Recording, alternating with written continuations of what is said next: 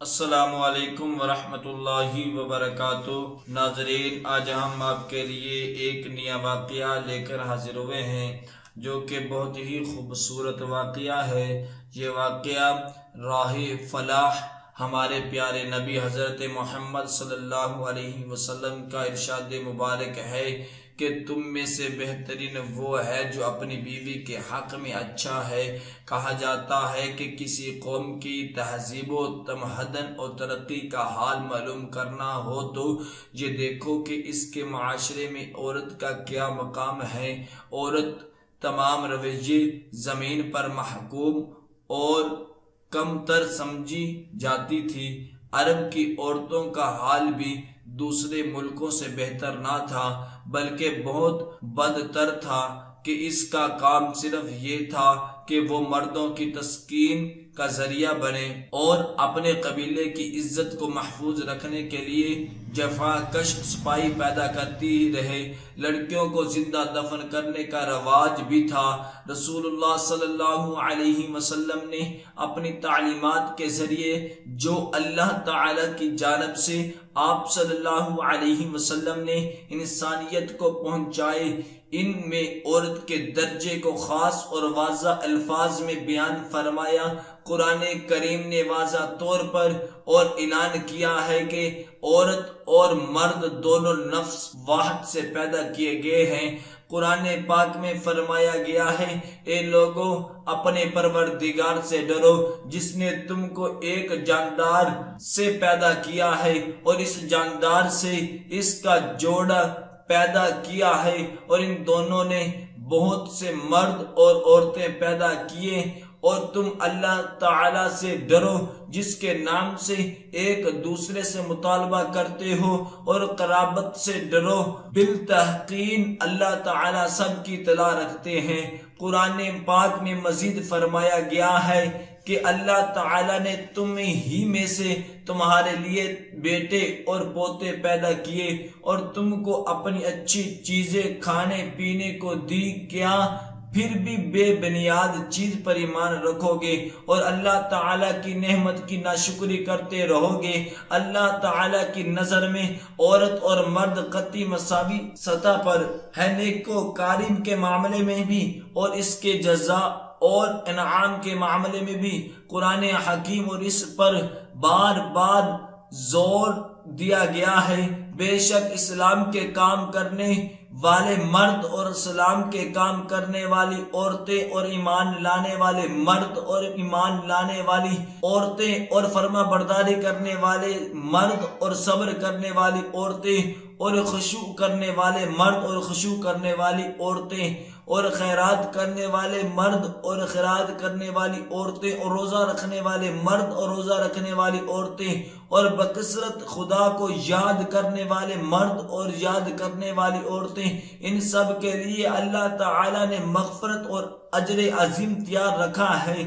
ہمارے آقا حضرت محمد صلی اللہ علیہ وسلم نے یہ تعلیم دی کہ عورت شیطان کا اعلیٰ کار نہیں، برعکس شیطان کے خلاف وہ ایک مضبوط قلعہ ہے، اور رسول اللہ صلی اللہ علیہ وسلم نے یہ بھی فرمایا ہے کہ جنت ماں کے قدموں تلے ہیں۔ یہ فرمایا کہ آپ نے عورت کو انتہائی اعزاز کا مرتبہ عطا کیا ہے۔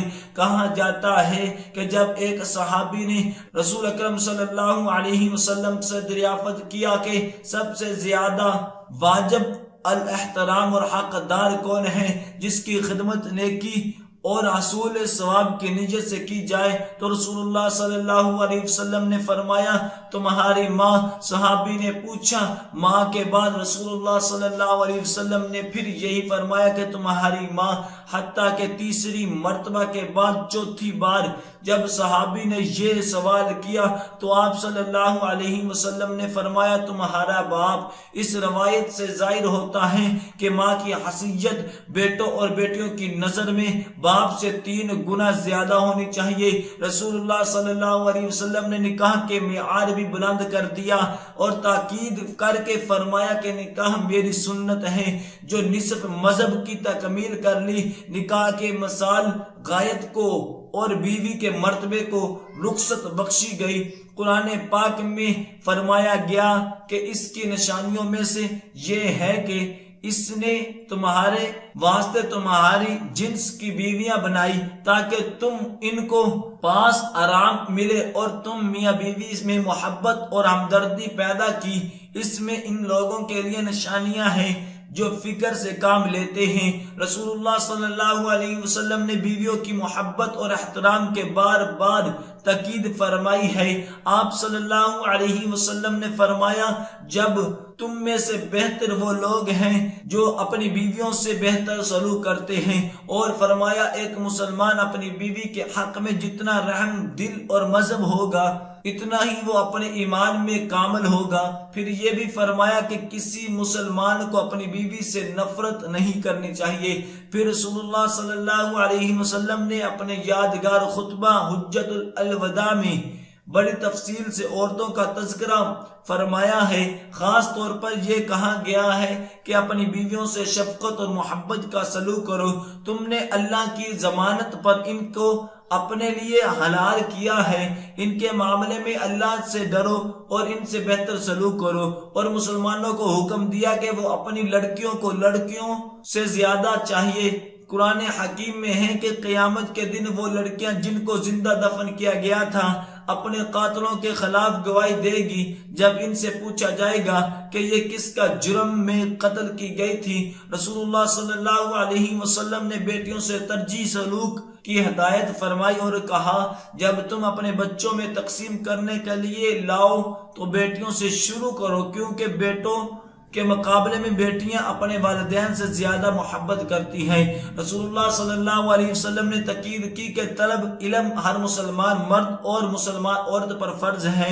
قرآن کریم میں ارشاد ہے کہ مرد حاکم ہیں عورتوں پر اس سبب سے کہ اللہ تعالیٰ نے بعضوں کو بعضوں کی فضیلت دی ہے، اور اس میں سبب سے کہ مردوں نے اپنے مال خرچ کیے ہیں۔ سوچو، عورتیں نیک ہیں، اطاعت کرتی ہیں، ردوں کی عدم موجودگی میں محافظت اپنی کرتی ہیں، اور جو عورتیں ایسی ہو کہ ان کی بدداغی کا احتمال ہو تو ان کو زبانی نصیحت کرو اور ان کو لیٹنے کی جگہ پر تنہا چھوڑ دو اور ان کو ہلکی مار مارو۔